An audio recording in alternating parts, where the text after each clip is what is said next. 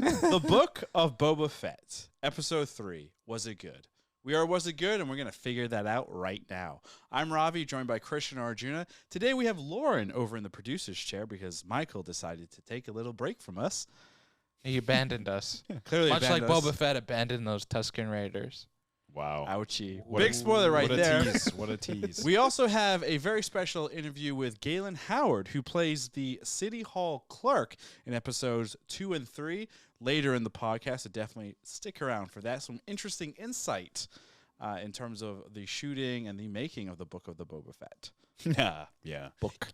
Always good to have Galen come on by. Oh, yeah. Galen, friend of the pod. Great friend of dude, great Was It dude. Good? Yeah. He actually, we met Galen when we did with our other friend Lo, who directed this very fun 60mm film music video where Galen plays the main character for this song called "The Corpse Grinding Man." That's how we actually got to meet Galen, which was pretty fun. But enough of that.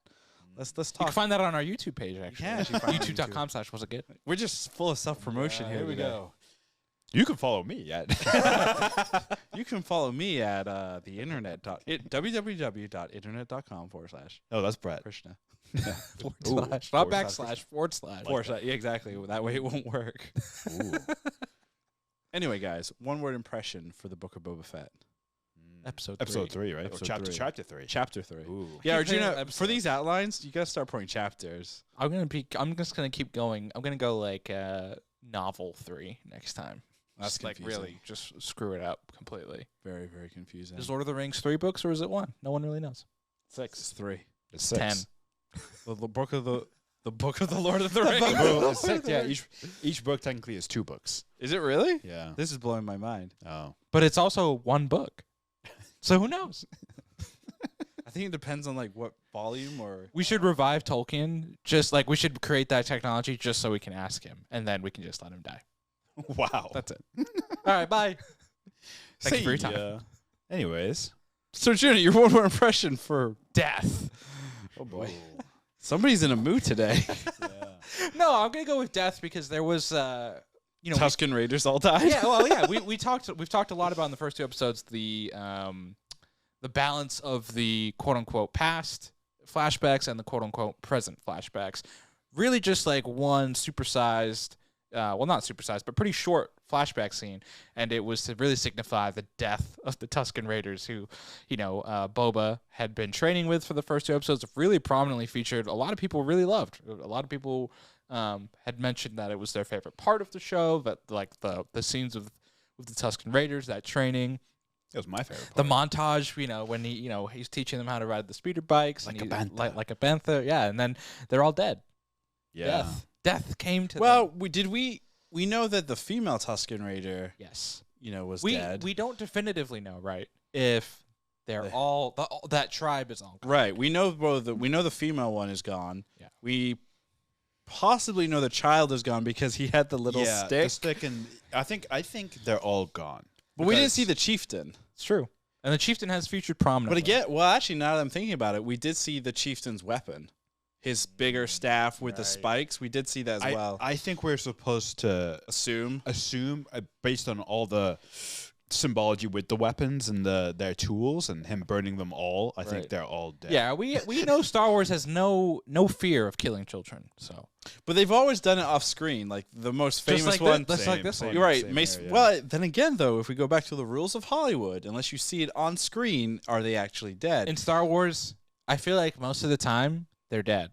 Like I don't think we've seen Any besides character. Darth Owen Maul. and Lars. Darth Maul Yeah. being the one exception within Star Wars. If they die, I'm sorry. or What they kinda about die. what about Darth Sidious? Okay, well, does it?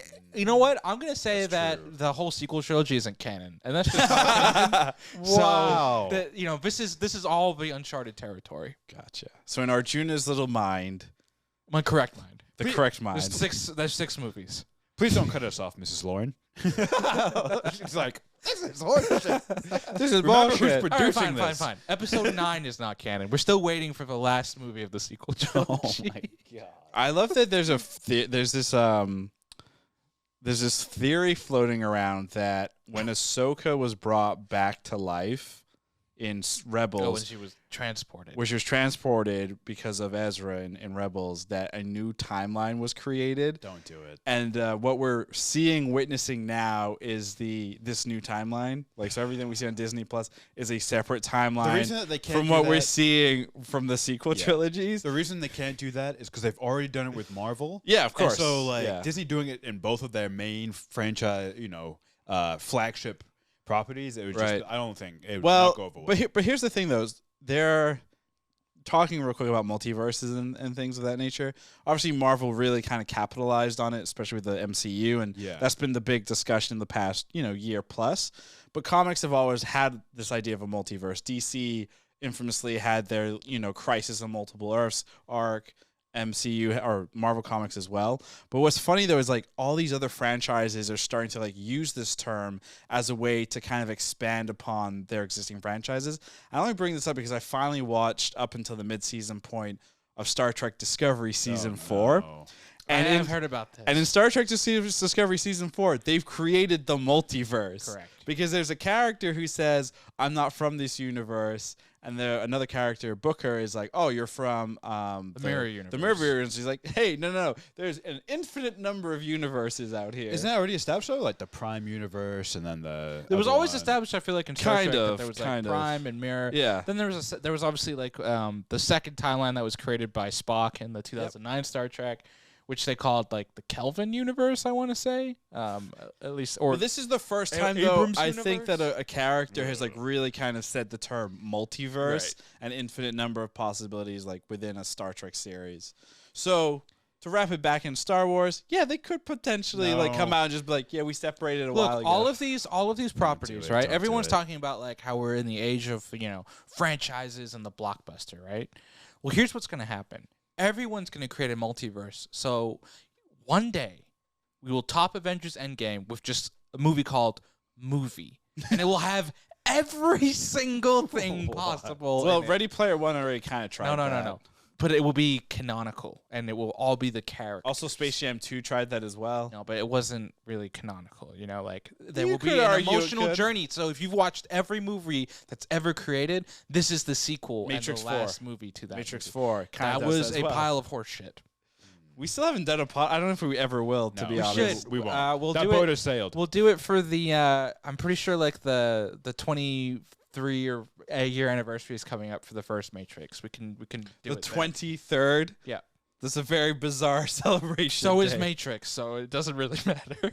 You know what? We can sit there and figure out the math. Anyway, Christian, your one-word impression for Book of Boba Fett, Episode 3. So remember, one word impression is what like stood out most. for Yeah, this of three. course. Mine is Rangers. Oh, come on. Was that gonna be yours? Go Kinda, Power I was Rangers. along the same Yeah, lines. yeah. I just couldn't. I can't help. But as soon as we saw those young cyborg kids, and they had their colored bikes, Multicolored bikes. and we got the I just remind me so much of Power Rangers. Do the bikes make sense? No.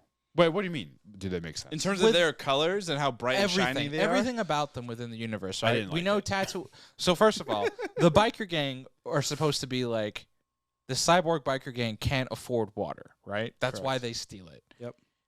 We know Mos Espa and Mos Eisley and all of Tatooine is not the richest planet out there, right? We have these brightly colored, shiny Vespas that they're riding on that just are there in the desert that don't look like they've been worn down by sand. Well, let's Seem very expensive. but let's go back 1 second. When they said they can't, I don't think they ever say explicitly they can't afford water. It's that they don't want to pay the pricing that the guy is offering. Yeah, that's well, fair. but there's the whole but discussion that about. still doesn't. But you there's the whole explain discussion everything. of like when Boba goes to the gang, to kind of get the money back or whatever, the water. There's a whole like why didn't you pay for it? And there's no work here. So then Right, Boba hires him. So Right. one would assume they don't have a lot of money because even if they did have money and they didn't want to pay the extreme prices for the water, why would you then go take the work in the first place unless you needed the money? So I would Counterpoint. assume then that Not counterpoint, but to add on to that, yeah. then perhaps the bikes are brand new. So maybe Boba gave them their. No, first- they had the bikes when they Yeah, they're they were behind them. They weren't as prominent. Oh, 'cause in it was- the first scene. in the first scene, yeah. Never mind then. So I was it's gonna not say that- Boba gave him a down payment or something. And it's like, I hey, mean, even if he treat did, yourself. even if he did give them a down payment, I know Boba's like, I don't want to rule the way Jabba did and like, respect, but like that's just bad business tactics. If you're giving away free shit before anyone's done any work. Well, yeah, if he expects them to work for him, you know, he's going to want to outfit them with the best stuff so they can do Ravi, that job. I don't know if you've noticed through these first 3 episodes, but Boba is possibly the worst mob boss that's ever existed. He hires a bunch of people that don't even guard him well. He lets literally everybody go. He shows no punishment to anyone. He's like, nah, you could go. You can live. Oh, you could come work for me instead, you know? Literally everyone. Black Chrysanthemum tried to kill him. And he's like, hey, No hard feelings. no hard feelings. No hard Go feelings. live running your into life. the desert. You know what I mean? That Like, was hilarious. Like, literally, we've talked about this before, but it's maybe worth bringing up again. This is not the Boba Fett of the original trilogy who was a ruthless killer. This is the... Right, because the Tusken going to Raiders hu- softened him. I guess. I mean, you would assume. Well, I don't know. You can't assume anything in this universe, but you would think that it's going to bite him in the ass at some point. Has to. It Well, has you to. thought maybe this was the episode, right, when Black Chrysanthemum, much like Christian's bold prediction of him coming into the I palace thought it could be him and some and guys beating the shit. behind him. No, it was just him by himself, and he almost Yeah. killed Boba single-handedly. I did have one Boba sucks. very really bothered me was that fight with Black Chrysanthemum. It's Chrysanthemum. Chrysanthemum. Chrysanthemum. I'm gonna say Santi. Santi's fight in Jabba's Chrysanthemum. palace. He goes to town on those Gamorreans and Boba, right? Oh, Like, yeah, He yeah. he fucks them up. Like Boba, He's hits the squishing wall, him, yeah. like 3 times. That should kill a normal man. As soon as those teenagers appears, all of a sudden he's like, "Oh no!" You know, The Power his, Rangers. His aggression goes from 100 to like -20. I'm Well, like, counterpoint, maybe he's a like- dad, right? And in these kids, he sees his own children, and he's like, I can't beat up my own kids. do you think he's Chewbacca's That's such a stepfather? fucking stretch, though. Like, it's No. so I know it stupid. is. I know it doesn't make any sense. We're just trying to justify It just really bothered me. I was like, I get it. Like, they don't want to show this guy beating up kids. And like, they don't cast But they're these not kids. kids. They're like Like teenagers, aren't they? They're like our age, honestly. I thought they were probably. teenagers. They're just like, you know, The really. youths. I thought they were the youths. They of have really Mos good Espa. genetics. I I mean, think Hollywood always, you know, they hire a 30-year-old to play a fucking 16-year-old. I get it. I get it. But I mean, but I would say they're in their the, 20s. the characters, right? Yeah, That's they're what in we're their talking 20s. about. Early Yeah, 20s. but still, the fact is that it doesn't matter. His aggression goes Sure. way down when it comes to those. Well, I don't still want to call them kids. They're fucking kids.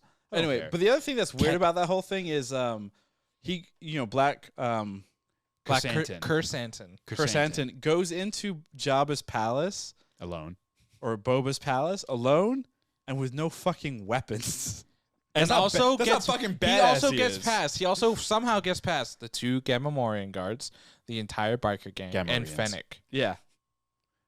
Did you say Gamoras? I thought you said Gamorreans. the 2 Gamorreans. Gamoras. I was like, Yeah, the whoa, whoa. Gamoras. Wrong Disney. Who's property here. Gamora? Why is Gamora? Jinx. So my one word impression is going to be Gamora. is going to be present. Present? Present. Present. Present. Present. And the reason I'm picking present, 2 reasons. We're finally majority of the episode is in the present Oh, yeah. Good to call. when this series takes place. And then the other thing is that this episode was like a nice little present of what could come with the Book of Boba instead of these mindless Tusken Raider stories. Mindless. Mindless is what I'm calling it. Even though they're really, even though by far, like, I'm on the I'm opposite end saying of this this super one. sarcastically, but because like the Tusken Raider stories have been probably the most interesting thing so far, especially when you get Yeah. this episode, which was just this It's kind like of the biggest lore mindlessness. development too, to like develop the Tusken Raiders that way. No, definitely. But I think it's really funny that, you know, we finally get an episode where it does take more time in like the present and everything, and instead it's just kind of like this. Okay, cool. I mean, like some cool stuff that was interesting, like Danny Trejo showing up with the Rancor. We learn more about the Rancor. I think the big thing is this show is trying to sell us on Tatooine and its inhabitants as like a place that you should love and care for. Like They've basically rewritten what we thought of the Tusken Raiders. They're rewriting what we think of a Rancor. Yeah, that's a good point. They're making banthas more fun and enjoyable. Like a bantha. They're really basically this whole thing like feels that? like a sales pitch to You like that? visit Tatooine. Does it seem like a bit of retconning? And do you like? No, because Star Wars is a universe building thing, right? There's so many aspects and things to it. When you boot up Episode 4 for the very first time and you see the Tusken Raiders and they're kind of dicks and they're attacking Luke, in that moment it's by design. You're supposed to be like, Tusken Raiders are bad. Yeah, And that's that, right? This show, obviously, the primary focus is supposed to be Boba Fett, but this show is also taking liberties to kind of go out and kind of not retcon, but kind of give more backstory and things to aspects of the Star Wars universe. I also think it tells us something about the Star Wars shows in general, specifically like Obi-Wan Kenobi. I think if this show is, I think it's pretty clear that the show isn't leaving Tatooine, but that makes me think that Obi-Wan is definitely leaving Tatooine in the Obi-Wan show, because it would be weird. I hope so. It'd be weird to have like two shows that all just take place on one planet, especially in like Star Wars, which is this huge universe that always has, tons of people, and it has tons of like worlds and planets that you're always visiting. So that to me is is informational, which is good because I think it was hard for us to stretch to believe that Kenobi stayed on Tatooine its entire life, and especially we know that like Vader's coming in, and they've been teasing their next fight. Like, it would be really strange if Vader came to Tatooine and fought Obi-Wan and was like, oh yeah, I have a son here later on. It would have been like really hard to believe. So I imagine Kenobi is going to be traveling. That's what I think. I would like to setting see. is telling us. I hope so. I would like to see him travel to Mandalore and to mourn his dead girlfriend. And then I would like to see him travel to, I don't know, where else is important to Obi-Wan? Alderaan? No, that's not really Coruscant? Coruscant. But isn't that under Imperial rule? Wouldn't that be like a super dangerous place for him to go? Yeah, exactly. But maybe he wants to be dangerous. I mean, it's Ewan McGregor. He's a dangerous I mean, guy. I'm sure we get him to go to Dagobah to see Yoda. You think so? Potentially, there's nothing that implies that no one's ever been there before.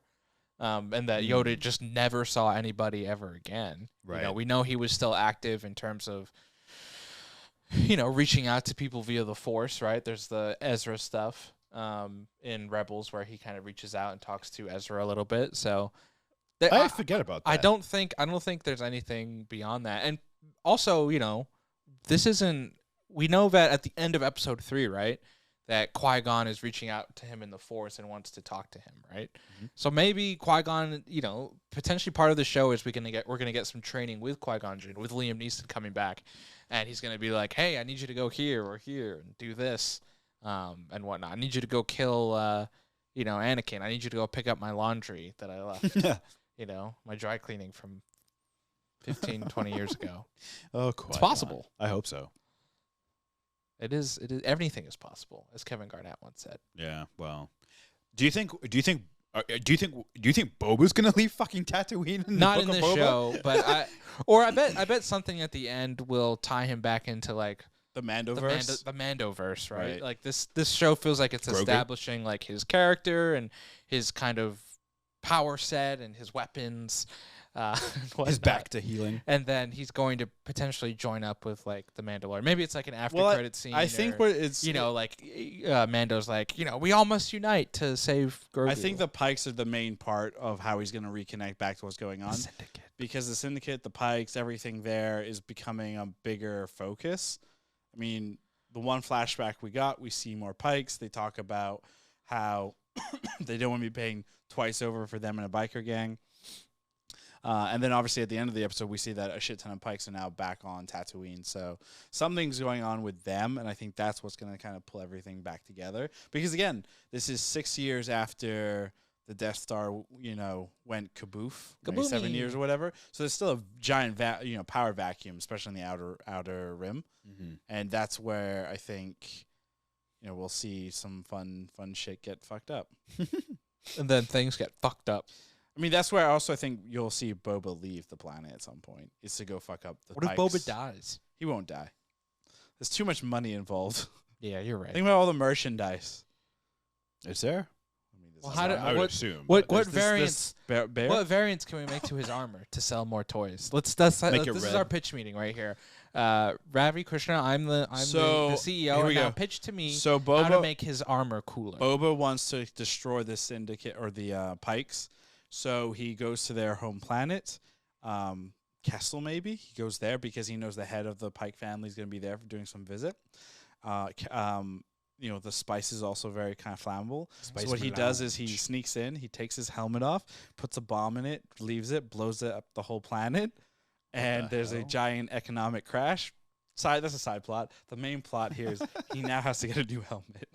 Okay, interesting. Christian, your pitch? Just make it blood red. The whole thing. Okay. His helmet or his armor? No, the whole thing. Helmet and armor. Blood He red. should do the Tuscan colors. He'll do a Django. He'll do a Django-inspired color scheme. Yeah. Why? Well, we keep getting the flashbacks of Camino, right, with his dad leaving and stuff. So he's clearly got daddy issues. So he's got to come around and figure out like who his daddy is, and then he's gonna do some type of. Can you please armor- stop don't- saying don't daddy? say daddy. Yeah. Stop it. No. Daddy Django. Daddy Django. How that would be kind of interesting if it ends with, he repaints the armor again and it is the Django colors.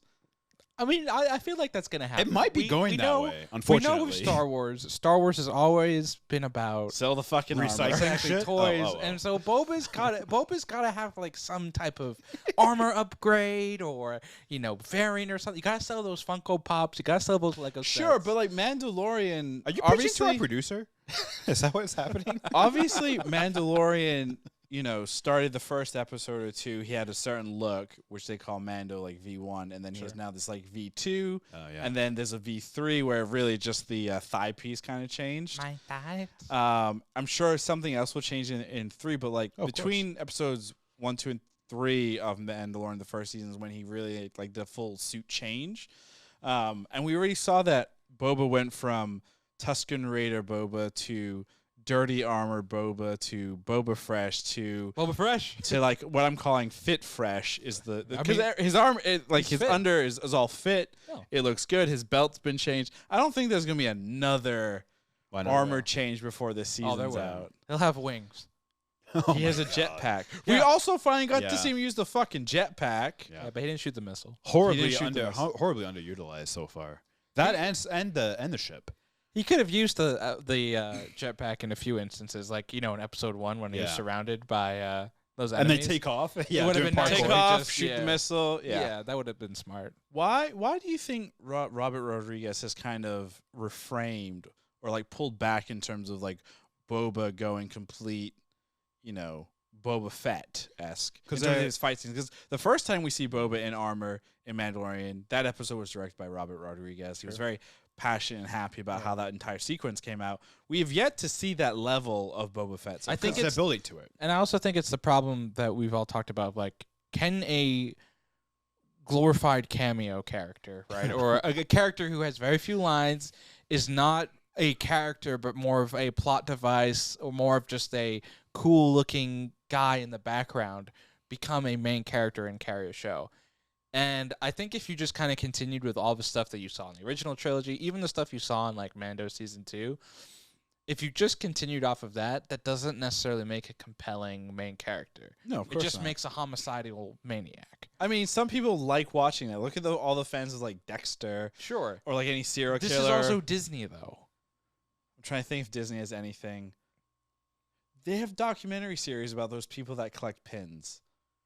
That to me, that's the same line as a homicidal maniac. If you go and collect pins and you're very passionate about it, you're up there with a homicidal. But I mean, I think part of the reason they've had Says to the person surrounded by Star Wars Right. crap. and helmets and Legos. I'm yeah. nervous. But part of part of making him more relatable and a more quote unquote interesting main character is to soften him a little bit and have, these good moments with the Tusken Raiders and him forgiving people. Now, I think like Christian said, I don't think it's a good show if we go the whole time and we don't see the ruthless Boba come in and kind of lay down the law, because again, at this point, 3 episodes in, he's kind of a joke of a daimyo in Mos Espa. Like, he has shown nothing to anybody, including the audience, of him being able to like hold this shit together. Was Bib a better mob boss than him? Maybe. But Bib, it sounds like, just did the bare minimum and kind of He maintained. split it up. He didn't have the power, so Right. he split it up. He into split the it up, three but he families. did Yeah. kind of somewhat maintain what Jabba Jabba had. had in place already, while Boba is just trying to redo everything and start over. So obviously, towards the end of the episode, we see that the two creepy ass twins, the Hutts, say, "Peace out. We're going back to Hutton. Is it Huttonese? Hutties? Hutties? Huttonese? Yeah. Planet Hut. Yeah. Planet Now Hut. it's now Hutta. Now Hutta? Yeah, that's the Hutt's planet. Oh. Mm. Huttonese must be the language. Huttonese Huttonese is the language. No, we're going to Planet Hut. Now Hutta is Planet Hut sounds pretty. It's like Pizza Hut. It's but like instead of Planet saying Hut. Hoth, you say Snow Planet. Wait, their favorite food is pizza because of Pizza Hut. Hut Hut. Do you think that, who was the football player? Joe Flacco. Do you think he's in line with the Hutts? Absolutely. Well, actually, Hut? people may like when Joe Flacco was that, people kind of morphed him into Jabba the Hutt. Are you I don't know. Yeah, you gotta look it up, but it Hut. works. Hot Pizza Hut. But anyway, so Hutts are like, we're peacing out, and as part of their parting gift, they obviously give Black Black Chrysanthemum. as kind of a gift, and obviously They just don't take them back. It's straight up Basically. slavery, okay? Yep. They're Yeah, like, it's here's weird. and Here's then- a slave, but and then Boba's Boba's- like, But bye bye. more importantly, they gave him the Rancor. Yeah, and exactly. The trainer. And Danny Trejo And the trainer. And Danny Trejo brought donuts and tacos for everybody. on set. Well, I'm sure he must, right? That'd be fucked up. So like back to real quick. So way back when we had the Mostly Football show at Yahoo Sports, Yeah. Danny Trejo did come by, Oh, and he nice. did bring tacos, Tacos and and donuts. donuts. First of Yeah. all, So I like it sounds to- like he's the greatest guest of all time. Oh, definitely. I mean, if he's bringing donuts and tacos, and tacos? It doesn't get better. we than should that. try and get him Wait, on this. there's a pod. Trejo's Donuts? Yes, I have never had Trejo's Donuts. Or have I? I would say let's get Trejo's donuts. But I've had I'm on a tacos, diet but- right now, so yeah, no. same. In a February month. 11th, See you in a month. baby. Yeah, February 11th, you'll find Christian at the Yeah. Danny Trejo In a donut. Danny Trejo donut coma. Yeah, there you go. Danny Trejo, if you're watching, you're invited onto this podcast. Please bring tacos and donuts. Thank you. How do you think it works if he does a remote Oh man. He sends them Gets to it us like a delivered? Postmate. Postmates credit or something? Yeah. Anyway, so the Rancor. We learn a lot more about Rancors, where they're, according to Danny Trejo, very sweet and emotionally intelligent creatures. Yeah. Well, we And know they- this. We actually know this from Bad Batch. Yeah. There was the Bad Batch episode with the Rancor that Omega really wanted to save. She connected with the Rancor, much as Boba is also connecting with this Rancor. Oh. So, new theory then: Omega and Boba have a Rancor Race. race. They're But like, actually, like a Boba, Rancor. Boba wants to ride or learn to ride the Rancor. Yeah. Well, Huh. Trejo's character says like the witches of Dathomir were rumored to have ride rode it. Rancors. I love that they threw that in there too. Yeah, I'm like, It's a first nice of all, deep weren't cut. they like super secretive, the witches of Dathomir? Like, what, they inviting people to take tours of the planet? Well, And, because like, Danny so people Trejo learn about it? Okay, we've established Danny Trejo likes to bring tacos and donuts wherever he goes. So he probably He had some showed of up with a those, and peace he offering. gave them some, and then they're like, "All right, come on in," and then they're Yeah. like riding their Rancors around, and he's like, "Wow, this is really cool." I want a Danny Trejo spin-off show. It's just like it could be like 5-minute episodes. It's just him showing up anywhere and everywhere, just kind of hanging out and vibing with people, like within Star Wars. You know what's funny about that is we're talking with Galen. We're like, one of the questions we asked was, where should your character show up? And he's like, I don't know where he should show up, but he'd love to see an office-style workplace of like these mundane jobs. So like the city hall clerk, the Rancor trainer, probably someone working the pod race food stand. the guard, the Gamma Mori. Yeah, exactly. And it's just like an office style, while planets are blowing up and wars are raging among the stars. You have these mundane jobs. Oh, government changed again. Yeah. It's the rebels Yeah, now. exactly. Well, actually, speaking of the Galen That interview, sounds great. let's actually toss to the Galen interview right now and throw that up there. Let's do it. We are here with actor extraordinaire Galen Howard. He has 121 acting credits on IMDb, and he is now an official part of the Star Wars universe. He plays the City Hall Clerk in chapters 2 and 3 of Book of Boba. Galen, welcome. Hey, man. Thanks so much for having me. Yeah, this is super exciting. So, first question Very has cool. got to be, we're all a bunch of Star Wars nerds on this end, as you might be able to tell from our background. Right. here. Yeah. Yeah. So we got to ask, what was it like being on a Star Wars set? Well, I mean, there's a lot of different factors at play. One, it's in the middle of the pandemic, so nothing is, they say the new normal, and nothing is normal. So there's all the protocol, that we're that's kind of taking primary focus. All of the all of the offset and onset testing, everything else, so that's a lot to navigate in the midst of everything. But I think on the flip side of that, this was filmed at the end of 2020, and so everyone was not only thrilled to be on a set of that caliber, but just to be on set, period, and to be working. And so there was a lot of excitement, a lot of obviously excitement to be on that particular set, and also we don't know how long this is going to last. There's all those unknown variants, so it was in that regard just really there's this kind of heightened energy in many factors, and then just specifically to that particular set, it was everyone was really happy to be there, and there was both a really intense attention to detail. You're dealing with people like Jon Favreau and Filoni and Robert Rodriguez, and so you have that intense attention to detail, but also you're working with like masters of that genre, and so there's a real ease to everything. Everything's also just like very chill, so it's that kind of interesting dichotomy. But it was incredible. Oh man, that's fantastic to hear. Like the idea of getting back to doing something you love, right, with a huge group of people, and that sounds great. I gotta ask, right? So, and to be having your first, for me and for a lot of people, their first return gig being Star Wars, no big deal. I love it. It sounds like the lottery, like winning the lottery a little bit. Right. Yeah. Who knows? Yeah, I gotta ask. You bring up Robert Rodriguez, Dave Filoni, Jon Favreau. Are they as nerdy in real life as they seem in the behind the scenes stuff that we've seen? Like they seem like real nerds, like talking about Star Wars. And did you get any of that from them in your interactions with them? I mean, it's all in context. I mean, definitely they are clearly immersed in the genre. But again, as I said, everything's they've been doing this for years. Everything is very chill, so it's just it's all just kind of second nature.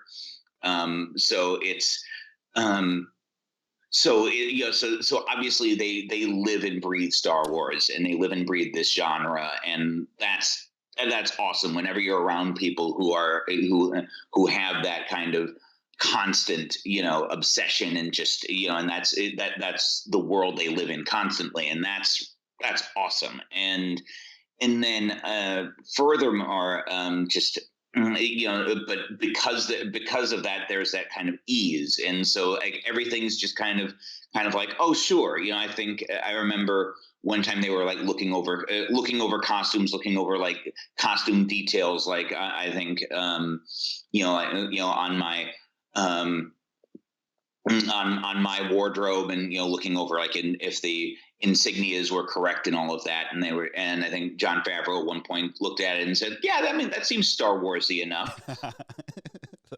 So that's kind of, so it's like, again, there's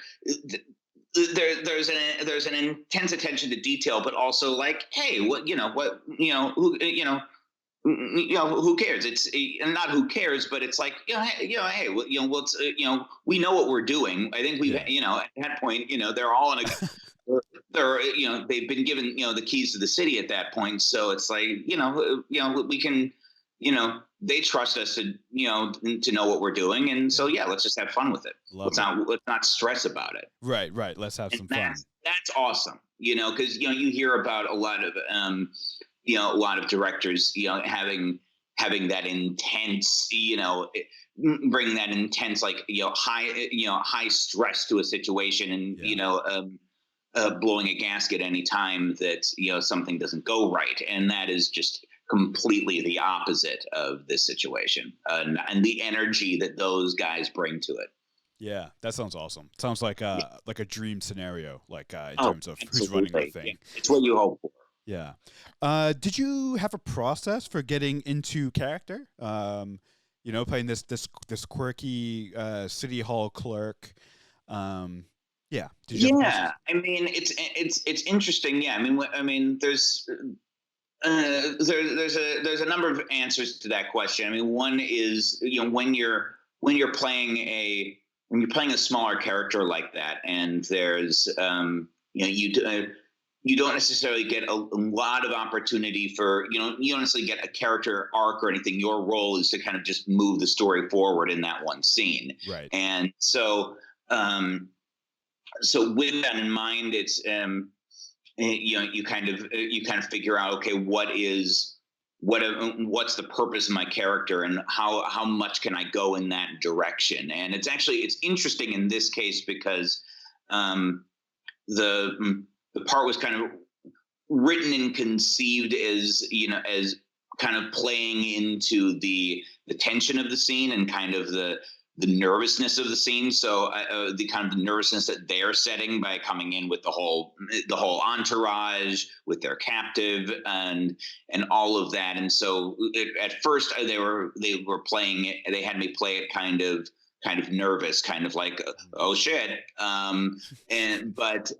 But then we did a few rehearsals of it. We did some takes, and then the director, who's just an absolute gem. Her name was Steph Green, and she has an Oscar nomination, and she's just an incredible person. And she came over just very professionally and just said, hey, this isn't. This direction isn't working right now, and it's nothing that you're doing. It's just the direction that we've been pushing the scene. So let's step back and do something a little different. So then instead of my character being kind of nervous about what's going on and just kind of trying to navigate that and kind of freaking out internally, it was more just what you see in the episode of just kind of playing the complete opposite of it, of just like, okay, this is just like a bored bureaucrat, stuck behind the desk, kind of hates his job, wishes he was, probably wishes by now he was in, the Twilight Majordomo's position, something like that, and is like, but here I am, and so it's just, it doesn't know what's going on, does it? So they were able to give me enough to I could piece that together in the moment. So it was kind of it was a fun challenge of kind of taking that and then just going in the opposite direction. Yeah. And and then being able to just play it just completely deadpan. So that just kind of dictated my performance at that point. Yeah, that's interesting that you mentioned that, because I saw a couple of tweets that called out your character specifically, and people just saying, I relate so much to this guy. Like, this guy at work, I'm not having a good time right now. Like, what is going on? So I think that was seems like you nailed the direction. Even in a galaxy far, far away, there are people who hate their job. Yeah, exactly. I love it. Bringing a little pizza home to the galaxy. Exactly.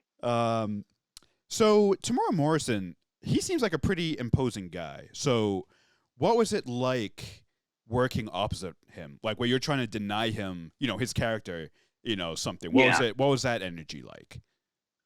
It was interesting. Yeah, off camera, he's just an absolute gentleman. He's very much, he's very professional. He's,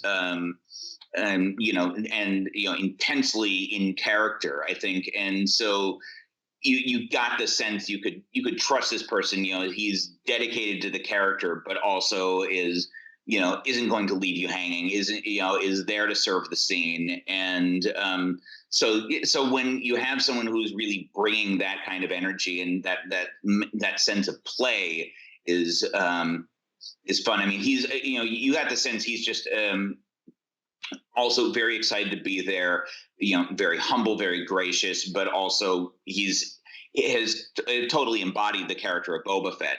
So it was always he would always kind of say things with the Boba Fett energy. It's like everything is just kind of when he's saying something positive, it would be he would turn to the guy playing the captive in the scene and just be like, "I like your boots."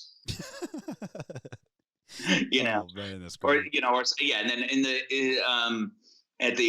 we would do the scene we would do the scene together, and then at the end of it he would turn to the two of us and go, "You make me laugh." I'm like, okay, but yeah, so but it was all very positive, and that's what I appreciated about it, and yeah, so he was great. Yeah, that's awesome. So you mentioned Steph Green, director of Chapter 2. Did she or a writer or anyone reveal a name for your character, for the City Hall Clerk? Okay, they just kept that in the dark, huh?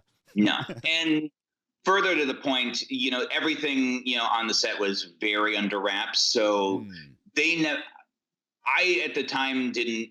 They never revealed to me that it was in fact Boba Fett, the Book of Boba Fett. They hadn't. Wow. They hadn't made the announcement. I knew. I was obvious in the scene that it's what it is, what the world I'm in. But beyond that, I mean, I thought maybe this is maybe this is like a subplot of Mandalorian. I don't know.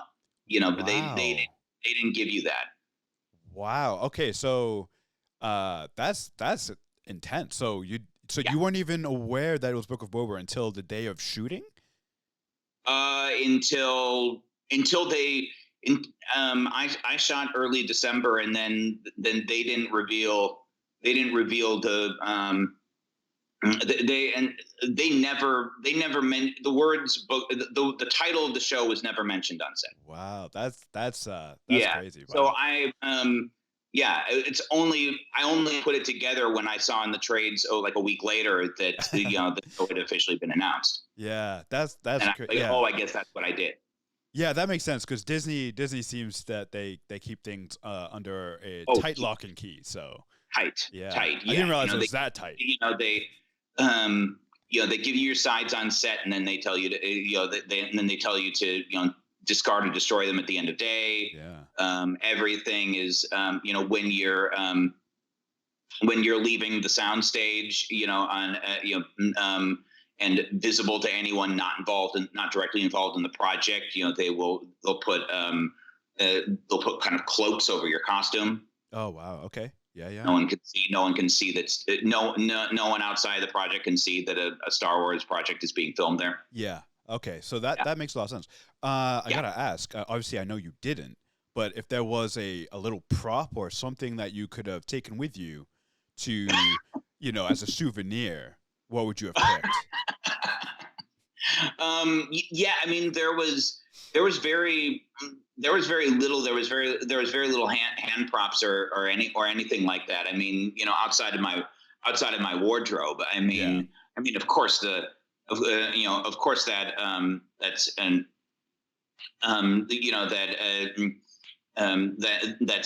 that City Hall wardrobe that I was wearing. The little Civil War cap, everything. I mean, that's I mean, I would just frame that and put it on my wall, Yeah, totally. Absolutely. Right. Oh, yeah, man. absolutely. It's like getting a sports car. You don't even want to drive it. You don't want to put it on. Just like put it on the wall and stare at it. Absolutely. This is my piece of Star Wars history right here, and right. I'm not even going to touch it. I'm not really touching it. I'm just going to look at it. Yeah, yeah. Not even Halloween. Exactly. But yeah, no, it was an incredible experience. The another thing that really tied it all together is worth mentioning is that I grew up a lot with Star Wars around the house, and my dad in fact worked in the model department on Return of the Jedi at Lucasfilm. Wow. So it's in your blood. It's literally in my blood. Yeah. Family affair. I love it. Yeah, exactly. So I gotta ask. So now that you're an official part of the Star Wars universe, where do you think your character, the City Hall Clerk, should show up next? Do you think maybe we can get some backstory in the Kenobi series? Do we think we can? Do you think we can put him in the the Mandalorian? Like, I mean, yeah. I mean, anytime you anytime you return to Mos Espa, every time I'm sure, I'm sure there'll be an excuse to see to see the mayor Mokshays, and so at that point, you're going to have to, in order to get to the mayor, you're going to have to go through City Hall. So yeah, I mean, I think there's many opportunities. A lot of my favorite idea, though, is a lot of people have been saying that there should be like a workplace office style comedy set in City Hall. Yes, and set kind of in the in the kind of behind the scenes, in the in City Hall, in kind of in like the bureaucratic offices, 100%. kind of, capturing kind of the like you say, like the the mundanity of the day to day, when everyone else is out there, pod racing and shit, we're in there just, going through our little, going through our schedules and, just making things work, making sure the mayor gets to his next appointment. Totally. I totally see a little bit of Creed or Dwight in the City Hall Clerk there. So absolutely, we gotta make this happen. A little bit of that, yeah. There's a little bit of Martin Starr's character in Silicon Valley. Yes, absolutely. Yeah, I see it. Yeah, I mean, all three of those people I love as performers. All three like really found their niche. Yeah. I know you probably can't answer this, but we got to ask it anyway. Are we going to see the City Hall Clerk again in Book of Boba? So obviously we've seen you in chapters 2 and 3. Can you reveal if you appear again, or is that strictly, if you tell us you have to kill us? Right. Well, yes, I can neither confirm nor deny. There is nice. there is always the possibility that he could come back, but that is yet to be revealed. Okay, all right, fair enough. Now that you've seen Boba Fett up close, who do you think would win in a fight, Mando or Boba Fett? That's a good question. I think I think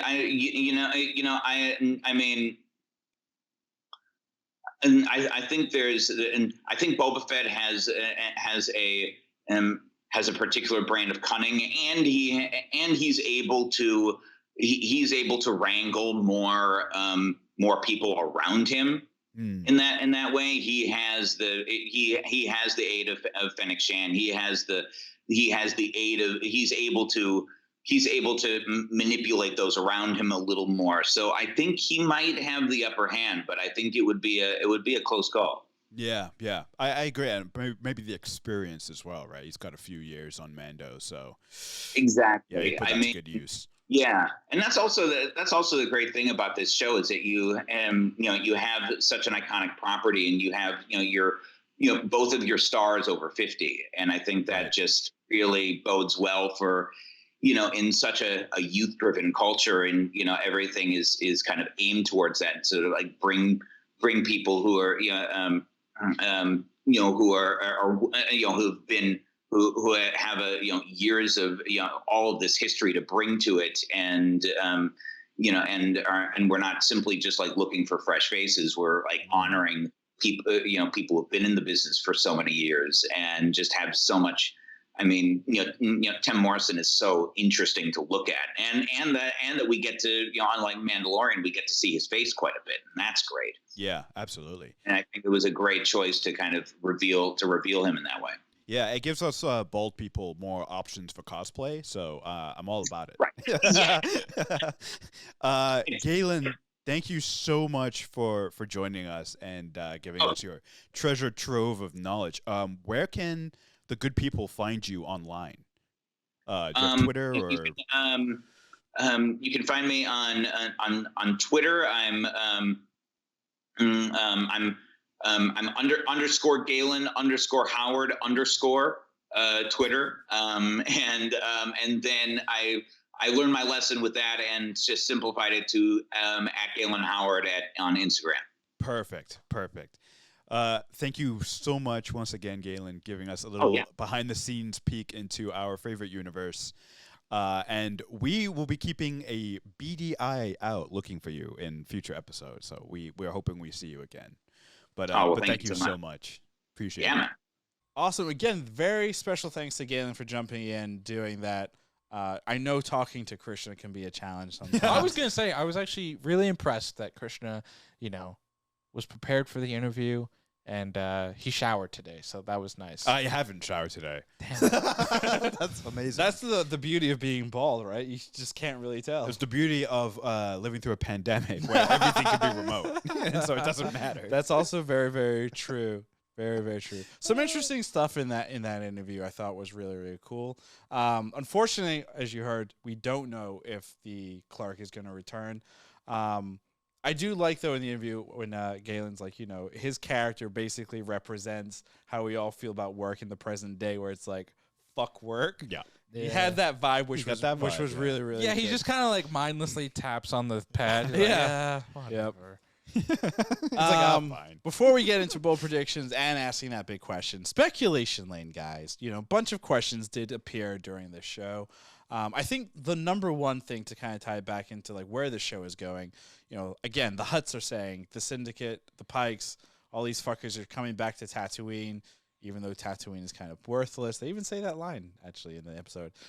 Do you think they're telling the truth? And even if they're not telling, or if they aren't telling the truth, why do you think? I think you can never trust the Hutts, so I think they're probably leaving right now, but I don't think they're telling the full truth. And I think you're getting all these different syndicates. You're getting the Hutts, you're getting the Pikes. I'm sure you're going to get potentially even more that's going on. And I think we're going to get more of them later on. And I think it's going to, maybe be Crimson Dawn or some type of like other big reveal or something. But I think there's like, I think what they're doing with the show right now is like Boba Fett is this new daimyo, and he knows jack shit about what's going on. Yeah, he was a bounty hunter, but he doesn't know the politics and everything that went into it. And I think that's how they're presenting the show to us right now.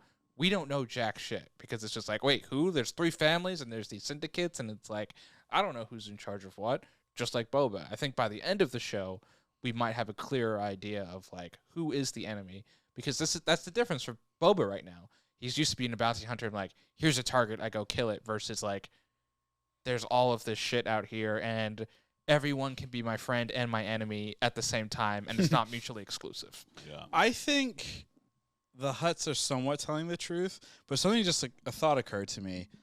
We're between original trilogy and sequel trilogy with this whole universe and everything. We know that during this time period, the First Order is doing something, ? Part of what they were doing was on the Outer Rim. I wonder if Tatooine, because the movies, 7, 8, and 9, they never really talk about what is happening on Tatooine during this time period. And from my recollection, I don't think there's a whole lot of information in terms of like what is happening to the day-to-day, year-to-year. Yeah. I wonder if Tatooine is actually going to become like a stronghold for the First Order. And the Syndicates, the Pikes, the Toms, the Dicks, the Harrys, I'm wondering if people are being sent in to kind of lock the planet down and prep it for invasion, right? So, if you're the First Order and you've decided Tatooine is going to be a new base of operations for whatever, you wouldn't want a multitude of factions running around doing whatever. You'd only want one controlling faction. So maybe they're kind of paying whatever group to go in and fuck shit up to either weaken everything, and then they can just kind of swoop in, or just, take it over for us and then hand it over. So I'm wondering if that's a thing, because that'd be kind of an interesting way to like, because Tatooine for the most part has always been the planet of Luke Skywalker, right? That's where the trilogy Star Wars starts for a lot of people. And Anakin. Yeah, and Leia, as Episode 9 taught us, that is where Luke and Leia's spirits waved at Rey. On Tatooine. I'm going to ignore that. That's canon. Sure. Well, your canon, not my canon. Exactly.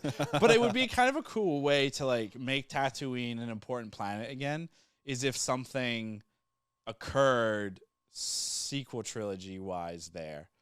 And it would tie into like the whole idea of like mobs and gangs and everything, because we've seen that in like the real world where military, or, CIA will go in to a country But and be like, "Hey, Power vacuums. power vacuum." but something significant did already occur on Tatooine. Pod Oh, racing. God, here we go. I mean, Grogu was on the planet, right? So he's like a He was celebrity. there for a minute. Yeah, and he hung out with, he hung out with what's her name, the mechanic lady, Peli Mati. Who we actually saw a cameo Yeah. in the flashback. Actually, real quick, Just walking question by. I had for you guys: the way that was kind of shown, it almost felt like, which doesn't make any sense, but it almost felt like it was like an alternate of like when she first appeared with Mando. I was like, oh, is this? Are they gonna run into each other, or is this like lining up somehow? But it wouldn't have made a ton unless like they were establishing at that point years had now passed since he started training with the Tusken Raiders, because this was in the flashback scene that we saw her. I mean, again, we don't know how long. We don't know how long it was between the Tuskens finding him Right. to the Tuskens raiding the Pikes train. Right. We don't know how long that Right. period is. Right. So that would be tricky. And But- I mean, and if it's been years and that's supposed to be like factual, they've done a terrible job explaining that. I don't think it is, because Yeah. the conversation he has with the Pikes about payment and then not wanting to pay too you would figure happen all relatively quickly. And then with the training montage, I don't think that much time passed Yeah. in terms of them going after the train, especially because it seemed like they were consistently being attacked. I was thinking months. Yeah. Maybe, Yeah. like, a period I don't of even think a months. year has passed yet. Right. I don't think it's been a week. But it's hard to I'm know. pretty sure it's been a week. Maybe a day. Wow. Along the lines of the Hutt saying, Pikes are now in town, we know that the mayor, Mock Shades. obviously not there. Wasn't in his office. Yeah. And then obviously we had He's the hooked terrible. Hooked up with the Pikes. That's what the secretary guy. What is the emissary? The Twi'lek. The Twi'lek. Yeah. Twi'lek, second Galen's command. boss. Galen's boss. Galen's boss. There we go. Galen Howard's boss, the Twi'lek, who wears a weird money dress. And Money. Mock Shades does seem like well, he's an Thorian. That's the first thing, right? Mhm. Yeah, so he has a speech modulator. And there's something a little bit weird about him, right? Or creepy. Mhm. But I don't know if he's like big Sinister. bad. Yeah, that's a good word. Something sinister about him. But I don't know if he's like a true big bad for this show. But there is something weird. I would be shocked. Or I wouldn't be shocked if he is working for whoever the big bad of this show is. Maybe Kira from Solo. See, that makes a lot of sense. Well, so somebody was saying, on the internet that the female biker android person, they were joking, is that Kira and Han's daughter. Which again doesn't make any sense at all, but whatever. I don't know Nothing if they makes go that route. I think I have a lot more angry fans. I mean, that would at that point it'd be like Han is truly the worst parental Well, figure there is in that the galaxy. there's an internet rumor, right, that like Harrison Ford has been spotted around set of Book of Boba and that he might be showing up. So like, I wouldn't like it. I don't want but it. like if that potentially happens, Kira might make sense, like because she is a character that's obviously directly related. She to hasn't that aged character. today. Do we want to see more Kira? Was that a strong enough character to warrant her reappearing? It depends. I like the character. it I don't love depends. the performer. Well, they're one and the same unless you recast. Yeah, why not? They can't do Wow. that. They've recast might have When to. have they ever recast in Star Wars? all the time. When? All the time. Name one character. Luke Skywalker. I don't think they've recast him yet. They haven't recast him. That Mark Han Hamill Solo. is not the same from the original trilogy to the sequel trilogy. That is a different man. Yeah, a man that had like 40 or like 30 years in between. Kira would be Different interesting. Kira would be interesting if they have given her like a lot of stuff that she's dealt with, and she's like a different character than what we saw, right? Like she's an older, wiser, maybe more ruthless crime boss. If we see something that's like kind of different than what we saw, that would be interesting because you're like, well, how did she get from that to that, right? And she was already, kind of ruthless when we saw her in Solo. Solo. So YOLO. if there's clear progression, it could be interesting. But I wouldn't, TBD. Last thing on speculation lane, Omega. Everyone's Omega. favorite animated Bad Batch character. We're seeing a lot of Kamino flashbacks now. Yeah. And young Boba. Props to the effects team for recreating a lot of that stuff, because obviously the actor Daniel Logan, who played young Boba, is I believe our age. So I hope clearly I hope he's getting paid. I hope they're just for not- that stuff. yeah, I don't know. I absolutely. mean, it depends Your on likeness, his likeness. his likeness. right. is It depends used. on what you signed way No, back they probably when. own it, but if they had a heart, they should. This is a corporation. So Corporations are people, my friend. No, isn't that been kicked back or something? Like, is that still a thing? I just remember Mitt Romney said that, and I like to make. Is fun he of still Mitt a Romney. thing? Is he around? He's like a senator in Arizona. Was he a senator in He was a governor of Massachusetts, and then he moved to Arizona, and he became a senator there Wow. after should, his failed bid of running for president. We should do a Was It Good pod on like the senators and politicians of America. We should not. We would not get past the second episode. Was it political? Yeah. Yes. But anyway, yeah, Omega potentially in a Kamino flashback. Does that make sense? Does that do anything beyond confuse a new audience? I think it would make some sense in terms of Omega is coming, right? Is she though? Yeah, Is she coming? You're just saying Like, that? we're speculating she's coming, but we don't know. No. for sure. I definitively know in my heart. Okay. She's coming, right? Oh, man. It's a fact. No, I just feel like it would make some type of sense just because I think what they've shown with Boba is like he is yearning for some connection in some ways, right? He's connected with the Tusken Raiders. He's building his little mob family now with his guards and his robot and his sidekick Fennec and these kids, And what I interpret from what I see in the Kamino flashbacks is this sense of like his dad leaving and being alone.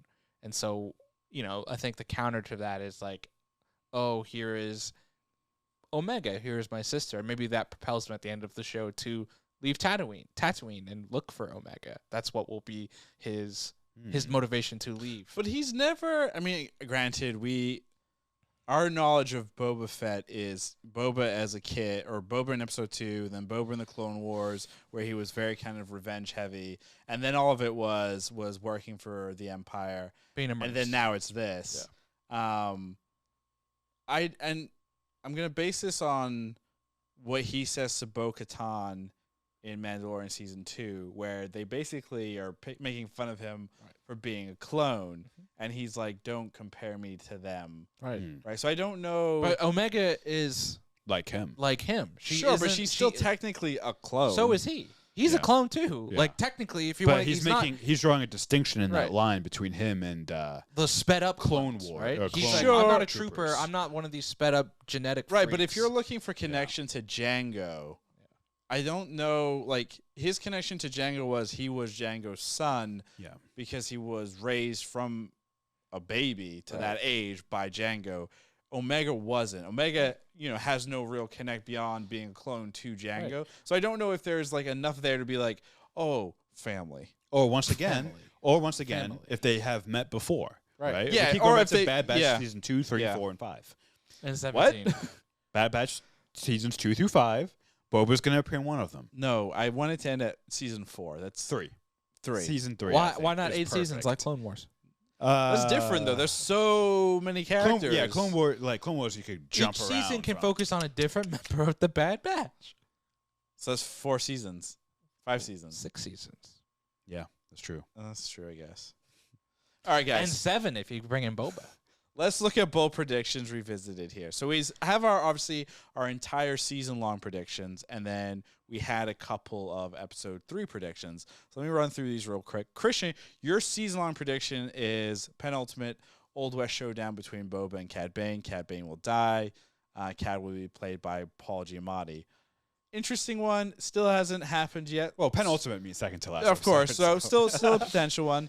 Mine was never written down. You could come up with one. I still don't have one. You should just come up with one. Right now? Yeah, on the Okay, spot. here we go. Darth Vader will appear. My ultimate Doesn't make season-long prediction is going to be that the Boba Fett ship which I'm seeing rumors is being referred to as Fire Strike, I believe. Oh, it should have been Firestarter, and then they could have played Progeny. Oh, yes. Anyway, I believe it's going to be blown up. Nice. So I like That's Smithereens. that's just copying Mando season 2 now. Yeah, well, have you kind of paid attention to what's happening right now? Should have done something bold like Boba Fett has been very kind of quest driven. Ooh. I'm surprised the two big D&D fans have not pointed this out more. No, because it hasn't been like it was in season 2 of Mando. Mando was literally receive a quest and go on a journey. Right. Boba at least has like There's a through line at least. yeah. There's at least a through line Yeah. of like For now. it's one For quest. now. Arjuna is still on the Omega Hill, saying that I she think will there's show more up. evidence now that she will show up as a flashback. And then bold prediction for episode 3. Black Chrysanthemum, Krishna said. Christian said that will lead an attack on Jabba's palace.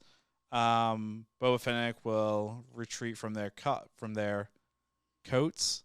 Obviously there's a Lurman writing it in. Yeah. So, So basically, yeah. So he would attack. You were right about that, but it didn't end the way you had suggested. So you get a half point. I like that. These points also mean nothing. Yes. I said last flashback of the Tusken Raiders. They will have no more lessons to give, so they will go away. That's kind of. I was really annoyed. I'm going to give you a half point because We it's don't not they know, don't yeah. have any more lessons. It's because they're dead.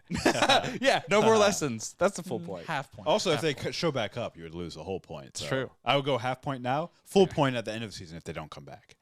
I mean, this should have been a season-long prediction. Being an episode 1, we have to wait. Yeah. That was your prediction. Arjuna, you said opposite of Krishna, please. More Past heavy past heavy. All about Boba's fallout from the Tusken Raiders while swimming. in the back to tank. I don't exactly remember what it was. Well, you said more flashbacks, which did not happen. Yeah, it was the opposite. I get a full point for You that. get nothing. You get 0 points. Sounds for like 2 that. points to me. Bold prediction for episode 4. We'll get a lightsaber. Arjuna's saying a lightsaber will show up. Lightsaber will show up. Lightsaber will show up. Have we ever had a Star Wars media without lightsaber? I'm just saying. He's not wrong. Yeah. I think the biker gang die. All of them. Which biker gang? The one that android Boba's hired. ones. Yeah. The android ones. They're all going to die. They And it's all going die? to push Boba down toward, like, he's lost the Tusken Raiders. Now he's going to lose these young kids. It's going to push him down a dark path. Well, remember the Tusken Raiders was a while ago. I know that, but He's going to see he similarities. needs something to push him into his thing. I'm going to go with the Pikes showing up, and them kind of being the threat will be wrapped up by the end of episode 4. Oh, wow. So it's a very quick kind of, the Pikes show up, and then it's going to be they will figure out the Pikes and remove them pretty quick. Yes. And then we'll move on to the next thing. On to the next one. On to like that. Kind of. Interesting. Krishna, I think you should be the one to kick it off. Wow. Arjuna, was episode 3 or chapter 3 of Book of Boba good? Yes, it was good. I like death. Ravi was Book of Boba. That's your most concise answer ever. Because we got Ravi. We got Ravi. I'm just trying to keep it concise. Ravi was Book of Boba chapter 3 good. I'm torn, but I will say yes. Like it's not my favorite, and it's not my favorite for like logical reasons. We didn't really talk about the whole speeder chase and how just kind of bad it looked. There's also a shot of a spider, like this mechanical spider that came out, and yeah. it looked horrible. With a health potion. well, that was from the initial trailer too. yeah, but it really looked bad. It looked bad, but the speeder chase really kind of ruined it. The only thing that made it any better was the fact that people on TikTok were putting various Power Ranger themes and cutting their own like opening to Power Rangers. Oh, I it's the can only see thing that. that made it better for me. That's so. hilarious. Oh, man. And Krishna, was Book of Boba Fett episode chapter 3 good? I'm gonna say no. Whoa! I thought episode 2 was better. 3, I just the kids and the colorful bikes just pulled me out of it. I thought Kinda negative Nancy over here. the Santee fight was a bit of a letdown. So I'm sorry, it just wasn't good. Get out. That's gonna do it. That's gonna Guys, do it. thank you. That's gonna do it for us here on Was It Good? As always, we try and live stream these pods on our YouTube channel on Fridays, youtube.com/wasitgood. You can find us on TikTok and on Instagram at wasitgoodpod, on Twitter at wasitgood, and our website wasitgood.info has some interesting blogs, so definitely check that out. Our next pod will be coming up this week. Definitely follow us on Twitter to find out what it's gonna be on. Till then, good day. Good day.